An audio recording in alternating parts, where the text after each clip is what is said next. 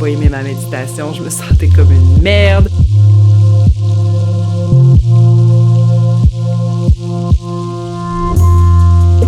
Il est 6 heures du matin, on est lundi. On a aussi ça qui pourrait bien décrire ma méditation, c'est-à-dire que it's a mess.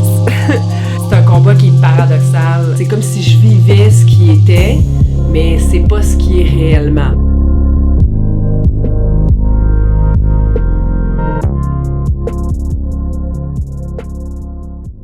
La méditation est super importante pour moi et ça depuis plusieurs années, mais plus souvent qu'autrement pour gérer mes crises existentielles et non pas équilibrer ma vie au quotidien. J'ai vraiment de la misère à l'incorporer à ma routine, puis c'est probablement une des seules choses que je gère pas super bien dans ma vie. Ça pis mon love pour les chips et les vinaigres. Dans les derniers mois, j'ai vécu beaucoup de stress et d'anxiété et je voulais vraiment approfondir ma pratique pour tester ses bienfaits. J'ai donc décidé de méditer de 30 minutes à 1 heure par jour et de filmer mon expérimentation. Outre le temps de méditation, j'ai aussi intégré quelques règles pour faciliter ma pratique. Premièrement, c'est important pour moi de rester dans la compassion le plus possible et de pas m'en vouloir parce que j'avais pas médité assez longtemps ou assez bien. What the fuck does that mean anyway? J'avais pas non plus le droit d'emmener mon cellulaire dans la même pièce que je méditais ou de le regarder avant une méditation et spécialement en me réveillant le matin.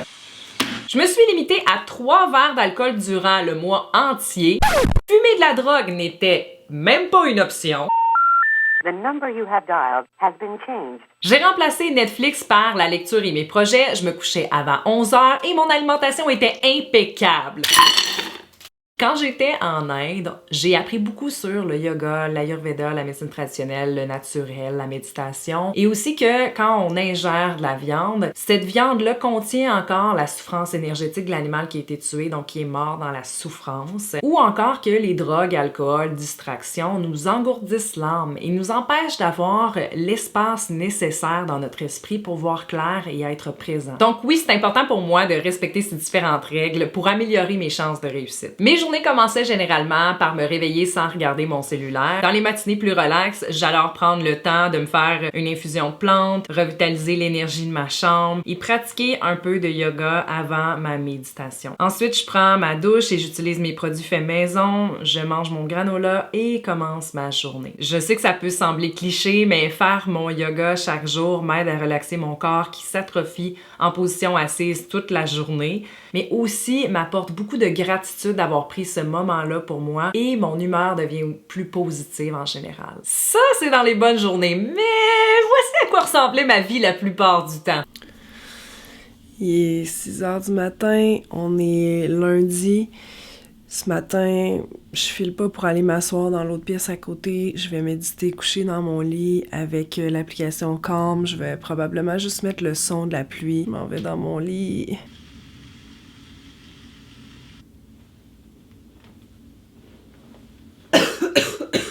Pour moi, la méditation s'ajuste constamment selon mon feeling du moment et dans des moments plus difficiles, je mettais des bouchons ou j'écoutais des méditations guidées de calme dans mon lit. Je pouvais parfois changer 5 fois de position avant de me sentir vraiment à mon aise. Et ça, c'est un résumé de ma méditation, c'est-à-dire un reste de grippe qui me distrait énormément durant ma méditation pour me moucher ou tousser, donc ça me sort de ma zone. On a aussi ça qui pourrait bien décrire ma méditation, c'est-à-dire que it's a mess.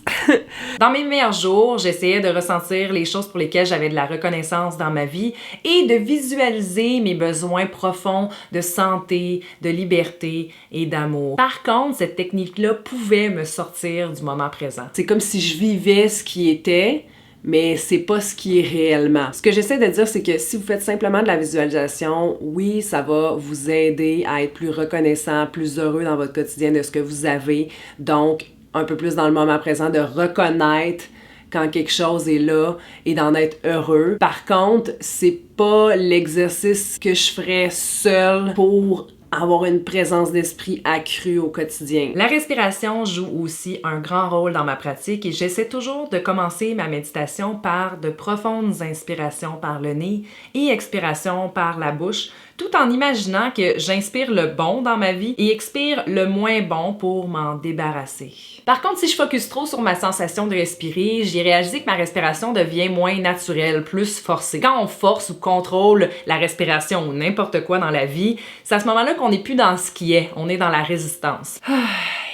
Je reviens d'un cours de hot yoga, mais du yin, qui est une sorte de yoga vraiment relax et restaurateur, / méditation aussi, qui était inclus dans le yoga. Donc, c'était 1h10, 70 minutes de yoga et méditation. Mon constat, c'est que quand on fait son yoga, sa méditation, toutes nos shit ressortent, toutes les choses qui se passent dans notre tête deviennent amplifiées, ou du moins, on en est plus conscient. Et je trouve ça extrêmement difficile d'en être consciente, de les voir et de les accepter, voire même de les laisser aller. J'ai extrêmement de difficulté à me dire que c'est bon, c'est normal, ça fait partie de toi, puis en même temps, je veux pas contrôler ça ou résister, parce que ça crée juste plus de souffrance. Ça fait en sorte que je me dis, mais je veux pas être comme ça, puis je veux changer, puis je veux la paix d'esprit, puis je médite pour être mieux. C'est un combat qui est paradoxal, puis j'ai pas le secret pour vous, mes amis, je pense que ça vient avec la pratique, mais c'était mon constat d'aujourd'hui. Dans certains moments, l'ego essayait de me convaincre que j'étais pas assez bonne, que j'étais pas assez concentrée, que je pensais trop, que la méditation, ça marchait pas parce que anyways, je voyais aucun résultat concret. Ce matin, c'était vraiment dur de méditer, encore une fois. J'avais l'impression que je forçais quelque chose qui ne voulait pas arriver, qui était pas naturel. Que le bonheur venait clairement de sources externes ou matérielles. La seule réalisation que j'ai eue ce matin, c'est que j'étais prise dans des patterns de penser à des choses que je vais faire ou que je vais m'acheter pour être heureuse dans le futur. Tout ça, inconsciemment, pour me convaincre que je serais plus heureuse avec ça, puis que c'est là que je vais atteindre l'ultime bonheur.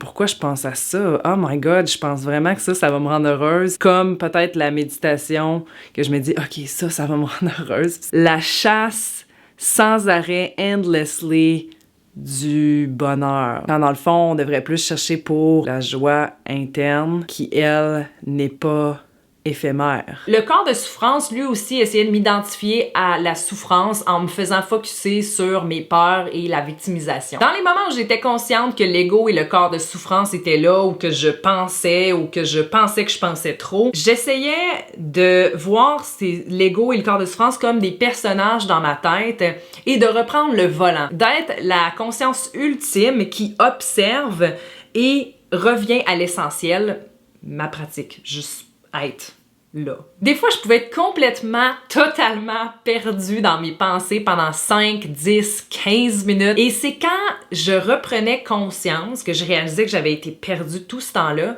que je réalisais comment je pouvais être éteinte dans mon quotidien. Comment j'étais sur un mode automatique à ruminer les mêmes pensées constamment et comment la méditation pouvait m'aider à revenir plus rapidement à la conscience dans mon quotidien. Je viens d'essayer de méditer vers 7h du matin. Ça a duré 15 minutes. Je vais reméditer ce soir parce que je trouve que j'ai pas vraiment ressenti que j'étais purement présente pendant plus que, au total, peut-être 2 minutes dans ma méditation.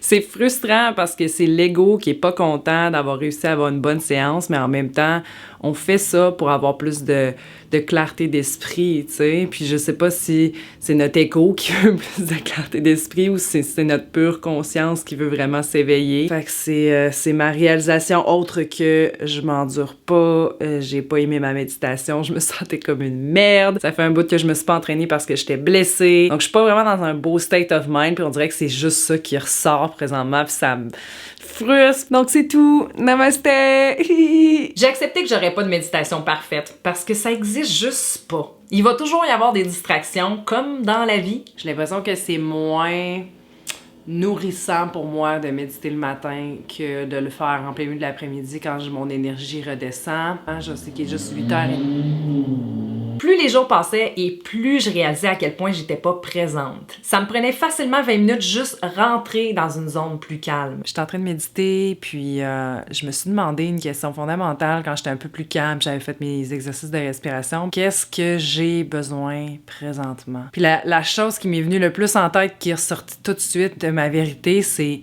prendre soin de moi. Prendre soin de moi, puis me sentir bien dans ma peau, puis avec mon esprit présentement. C'est comme si j'avais lâché prise sur plein de choses, puis surtout que je m'entraîne pas, donc j'ai perdu un peu la motivation de manger santé, mais aussi d'établir des nouveaux projets. Puis là, je me sens overwhelmed, puis enterrée de choses à faire. Fait que quand je suis sortie de la méditation, je me suis fait une liste des choses qui, pour moi, vont me permettre de me sentir bien. C'est quoi prendre soin de moi? T'as le droit de prendre soin de toi, puis en fait, t'as l'obligation de prendre soin de toi. J'ai réalisé que méditer ne me sauvera pas des situations déplaisantes de ma vie. Ce qui a fait de moi une personne stressée et m'a poussé à commencer ce défi doit se gérer en prenant des actions. C'est pas parce que tu manges santé puis que tu t'entraînes tous les jours que tout d'un coup tu t'es libéré de tes relations toxiques. Néanmoins, j'ai commencé à ressentir une certaine clarté par rapport à mes besoins, à mes intentions, à mes idées créatives et d'autres concepts de la vie qui soudainement m'apparaissaient hyper simples. J'ai repensé à un endroit de surf que j'avais connu quand j'étais en Nouvelle-Zélande qui s'appelle Raglan, que je pensais complètement avoir oublié dans mon esprit parce que j'ai pas une hyper bonne mémoire, puis se rappeler du nom après une couple d'années comme ça, je comprenais pas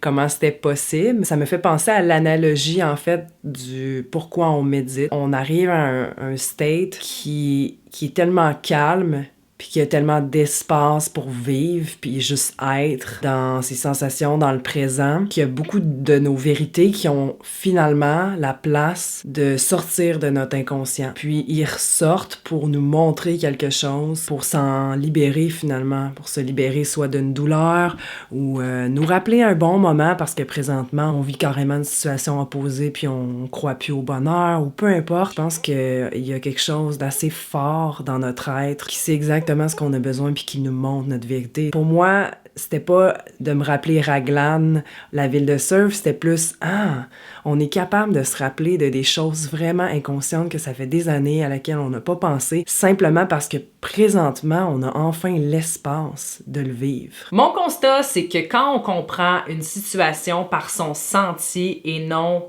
de façon rationnelle, c'est beaucoup plus facile de prendre action ou de l'accepter et la laisser aller. J'ai commencé à ressentir un progrès après environ 10 jours. La méditation commençait à devenir une partie de ma routine. C'était beaucoup plus facile de m'asseoir et prendre le temps. Je me suis vite rendu compte que j'avais beaucoup plus de temps le matin en ne regardant pas mon cellulaire. Ce que je pensais être 5 minutes de réseaux sociaux était en fait 20 minutes, sans compter que la première chose qui me nourrissait le matin était la vie des autres et mon nombre de likes de la veille. Que les actions des autres leur appartenaient et que c'était important pour moi d'amener ma pratique en dehors de la méditation. Juste ce matin, encore eu un brunch challengeant avec des proches. J'ai trouvé ça extrêmement difficile d'être consciente du manque de présence et du manque d'écoute. J'avais pas vraiment envie d'être là, je le faisais un peu pour faire plaisir. Je pense que ça a créé beaucoup de colère en moi parce que je me suis pas respectée là-dedans, mais j'essaie, moi, de m'en servir comme une pratique personnelle puis d'agir du mieux que je peux parce que c'est ça, sortir la méditation dans sa vie actuelle et pas juste être relax quand on est sur son mat, mais vraiment dans la vraie vie, observer ce qui se passe dans le moment présent. Et c'est ça qui est extrêmement difficile, c'est de pas juger les actions des autres ou du moins savoir les accepter et se dire que ça nous appartient pas. C'est peut-être mes attentes aussi par rapport à ça, donc il y a plein de choses à observer puis à éventuellement accepter et laisser aller, bref. Fucking challengeant, tout ça. J'ai maintenant fini le 30 jours de méditation et j'en retire beaucoup de bien. Je suis prête à prendre action dans les sphères de ma vie qui ne me servent plus, mais aussi à continuer ma pratique au quotidien. J'ai réalisé que j'attendais toujours la grosse expérience choquante, soit pleurer ou une grosse réalisation ou une libération physique d'une douleur ou peu importe ce qu'on s'attend d'une méditation puis d'être illuminé, éveillé instantanément et de le rester toute sa vie. Tu sais, la méditation, c'est une pratique puis si on arrête de la pratiquer, on risque de retourner dans des vieux patterns, de redevenir en quelque sorte inconscient, peut-être pas totalement, mais quand même. On attend que quelque chose arrive quand dans le fond, ce qui devrait arriver, c'est rien. C'est simplement être là, au contraire, puis de pas avoir de distractions, c'est ça. Puis seulement là, peut-être qu'on va expérimenter certaines choses qui vont sortir du noir, de l'inconscient. Mais à la base, je pense qu'on devrait s'attendre à rien. Quand je dis rien, ça veut pas dire que vous allez pas avoir de pensée ou d'anxiété, de stress ou quoi que ce soit, mais juste de pas attendre quelque chose de physique ou d'externe qui va vous sauver de votre douleur ou ou juste de votre méditation en général? C'est dur pour moi de mettre le doigt sur mes progrès. Tu sais, c'est souvent quand on recommence l'entraînement après des mois inactifs qu'on réalise à quel point on était en forme avant. J'ai l'intention de continuer ma pratique de méditation, mais surtout le soir, parce que le matin, je ressens trop de stress relié au travail qui s'en vient, mon esprit est déjà hyper actif et j'ai pas l'intention de me réveiller plus tôt pour méditer. Oh que non! Méditer, c'est hyper personnel et tout le monde doit trouver sa ou ses méthodes. Mais si vous savez pas par où commencer, j'ai fait une liste de méditations guidées que je vais laisser quelque part dans l'écran pour vous aider à découvrir différentes méthodes à intégrer dans votre quotidien. J'aimerais beaucoup savoir ce que vous pensez de la méditation, si vous l'avez essayé, désirez l'essayer, ce qui vous stoppe, ce qui vous a fait arrêter, ce qui vous fait continuer, vos expériences, vos réalisations, vos trucs. Bref, n'hésitez pas à les écrire dans la description. Sinon, c'est tout pour moi aujourd'hui. J'espère que vous avez aimé cette vidéo qui était un peu différente de mon habitude. Et si c'est le cas, n'oubliez pas de nous le faire savoir en likant, partageant, commentant, etc. Et de cliquer sur la cloche pour être sûr de ne pas manquer les vidéos à chaque semaine. Merci, merci, merci de faire partie de cette belle communauté d'Air Bohème. On se revoit la semaine prochaine. Namasté, guys!